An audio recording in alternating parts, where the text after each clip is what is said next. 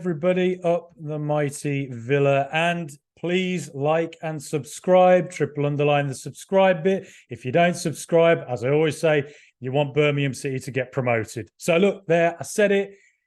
You got to subscribe now. Come on, click that button. Anyway, look, haven't done one of these for a while. I've been away. I was at a wedding and doing various different things. So in the world of Aston Villa, things are always moving. Obviously, we've already covered the fact that Pau Torres is due to sign for Aston Villa. That hopefully goes ahead this week once he's back from honeymoon. We've also had Monchi join, of course, and Yuri Tielemans. So they're things that we've all covered. You can go and check out episodes previously on this channel and on our audio service. Subscribe on Spotify and Apple and all those other good things as well. But today, Sunday, it has been announced that Juventus will not be taking part in the Conference League. That is according to media reports. Juventus will not be taking part. So that means that Aston Villa have been moved into the seeded half of the playoff round. Now, I look at the teams that we won't be facing. That includes the mighty Eintracht Frankfurt, Dynamo Kyiv, Fenerbahce, teams like that. But then I look at the unseeded side and I think, oh, hold on. There's quite a few big teams there. Besiktas in Istanbul, a very big club. That'd be a big old experience. Bodo Glimt up in Norway. And dare I say it, Athletic Bilbao in the Basque Country for a little emotional one there for Unai Emery. And then the team that caught my eye the most, Rapid Vienna. Was anybody else at that game? Or both of those games? 2009 and 2010, I think it was. I was at Villa Park for both of them. The first year, I thought, well, they've beaten us. We're no longer in the Europa League this season. Great stuff. Well done, Villa. Whoop-de-doo. We've blown it. And I thought, surely we couldn't do that again. A year later, what do you know? We draw them again in the playoff round for the Europa League. And they turn up and they're outside the whole end singing insulting songs about Aston Villa, shall we say. Their atmosphere was loud. They were buzzing. And I remember they unveiled a banner. I was literally opposite in the Trinity Road stand. I remember they unveiled a banner that said, your nightmare returns. And I was laughing at it. I was like, how small time are these guys? Huh? Look at them thinking they're going to do us 2 years in a row. And what did they do? They did us 2 years in a row. The nightmare truly returned. Whoop-de-doo, brilliant. Thanks again, Villa. If ever you were to say classic Villa, that was it. But hey, this is a new Aston Villa. This is Professor Unai Emery's Aston Villa. And those days are surely, please, I pray to you, God, Paul McGrath, they are surely behind us now, please. So if we draw Rapid Vienna, I can guarantee you it's going to be a great atmosphere. But come on, we got to get revenge. But looking at a lot of them teams, whoever it is, wherever you go, if you go to Cyprus, Israel, Norway, Poland, Spain, Austria, Portugal, wherever you go, it's going to be an experience. It's an experience that Aston Villa's players, whilst many of them are internationals, whilst many of them have won the biggest trophies, look at Emi Martinez, World Cup winner, Copa America winner. A lot of them have played to the highest level, at international level, but it's a different experience, isn't it? That Europe Thursday night to Sunday, it's a different experience to that, and it's something that they'll all have to get used to. But hopefully, those playoffs will come. When we find out who we're going to draw, it'll be interesting to see who it is, and we'll cover that closer to the time. But come on, mighty Villa, we will do it. But speaking of Europe, we now have some European champions in our squad. How exciting was it?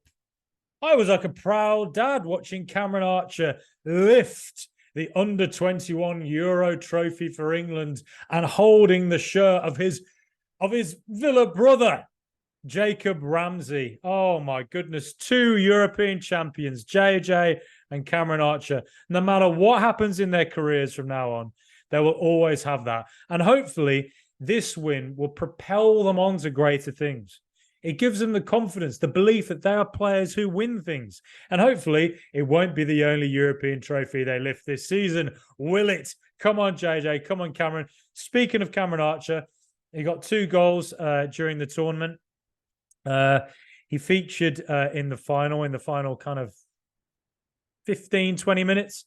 And there were, to be honest, in that game against Spain, England, by and large, were defending. So Cameron Archer wasn't really able to get into the game as much as he would have wanted. But there was one occasion when the ball did get to him, took the ball well, turned, waited for the pass, made the pass at the right time, and England almost scored a goal from a move that you'd have to say Cameron Archer was the man who created it. And there was another moment where he used his physicality to force a Spanish midfielder out of the way and to take the ball forward as well. So a couple of things I like to see. 2 goals in the tournament for him. You love to see it. It seems that every time Cameron Archer's given a test, whether he's sent on loan to Preston, whether he is given a chance in the Carabao Cup for Villa, he scores a hat-trick at Barrow, he scores an incredible header at Stamford Bridge, whether he's sent on loan to Middlesbrough, where he then goes and scores another load of goals, propels them into the playoffs.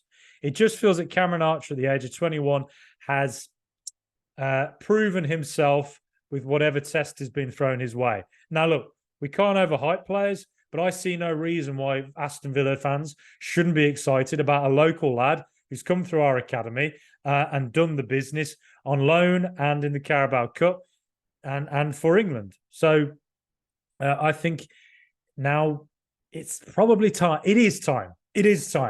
I think that Professor Unai surely is going to be giving Cameron Archer a chance. I think that Archer has shown that I think if he can get 1 goal in the Premier League, that's the kind of thing that you think, right, now we can build on this. And I said the same about Jacob Ramsey. I'd seen a lot of good things from him in the season building up to in his first season for Aston Villa. But then he got his goal against Arsenal. I remember it was during 2 years ago when Dean Smith was in charge, and it was a fantastic finish. But once he got that goal, you could feel the confidence. He was like, it's that sense of, I belong here. I belong at this level. And from there, he just got better and better and better. He scored a lot of great goals that season, a lot of good goals last season. It's a real shame that he's got that metatarsal injury, 10 weeks out. So he's going to miss the start of the season, as will Alex Moreno with his hamstring injury. So the left-hand side for Villa, which had been blooming towards the end of the season, it'd been the strongest side of the pitch for Aston Villa. Unfortunately, it's going to be a little bit not as strong as it could be, is it, at the start of the season? But that's what happens to top sides. Players get injured and you got to adapt. And I'm confident that Villa's players will adapt and that Unai Emery will adapt too. And I'm confident that Ramsey, who was really showing signs of really getting back to his best form at the end of last season, I'm really confident that he'll come back and find his way back to form because he was bossing it in the Euros for England. He was looking like a real senior player, got a goal as well, an assist. He was a major player for England. And I think England missed him in the final, to be honest. So Archer, I think his time has come. His opportunity, he deserves opportunities now for Aston Villa in the first team. And I am surely it will come. Now, something else I wanted to mention as well was the North Stand redevelopment. I am very excited about this. I have been for a while.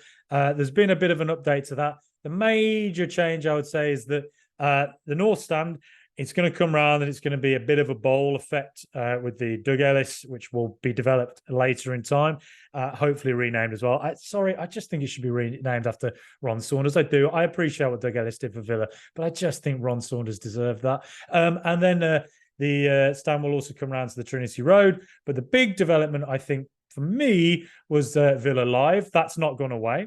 That's something that Villa can come back to in future. But the Villa Live development will not yet happen. It will what was going to be offered in bars and all that. There will be a sports bar in the North Stand in the corner connecting the Trinity Road and the North Stand, which is desperately needed. We need more drinking facilities and more facilities to hang out at Villa Park, quite frankly, before and after the game. And so what is now currently the Stumps building, the Academy building, that will become the warehouse, which will have its own microbrewery, various facilities to hang out and socialise. The warehouse, it's called. Could that be named after a Villa legend? I say Bosco Balaban is a legend in my eyes. So I'm calling it the Bosco Balabar. There you go. Look, if you have name suggestions, put it in the comments below. Why not? But I'm glad to see Villa Live isn't going to go away. It's just going to come a bit later in time, hopefully. Now, obviously, the main factor is that if Villa's capacity increases to over 50,000, the North Stand, the new North Stand, it looks fantastic. I'm really glad they've stuck with the red brick look as well, because I think, quite frankly, Villa Park has aged really well. You hear a lot of professionals who were never involved with Aston Villa say that Villa Park was one of their favourite stadiums to play at. I love Villa Park, and I'm proud of it as a brilliant stadium that is really in the centre. It really feels like it's part of its local community. You go to a lot of stadiums that are sort of soulless bowls, boring. They look the same, designed by the same architects. They're in the middle of kind of a retail park. There's nothing around it. And a lot of these stadiums just haven't aged that well. I'd put Old Trafford in that. I think Old Trafford's aged terribly. And that's thanks to the Glazers, probably some of the worst owners I've ever seen in football. But I think that Villa Park, I'm delighted that Villa Park, I think, has aged well. But obviously the North Stand desperately needs renovation now. It's clearly the stand that needs to be changed and upgraded and improved. Transport is the big issue. If we're going to improve capacity, we need to improve transport at Villa Park. Now, potentially that's the shuttle bus thing that was trialled. But the trains, it has to be Witton Park Station, Aston Station as well. They've got to be improved, because the amount of times at games at the 90th minute when I just kind of, I go to these London stadiums sometimes and think, how great is it? And this is the advantage of London, is it? This is why I think people get frustrated outside of London that so much investment has gone into London. Having the underground obviously helps massively. That they get to, after a game, they can go and hang out for a pint, just stand around, go for a meal. It's easy getting around. Whereas after games at Villa, driving away is difficult. The train is, there's only 3 trains an hour. This has got to be improved, particularly if capacity increases. Now, if Aston Villa are we've been included as the bid for Euro 2028.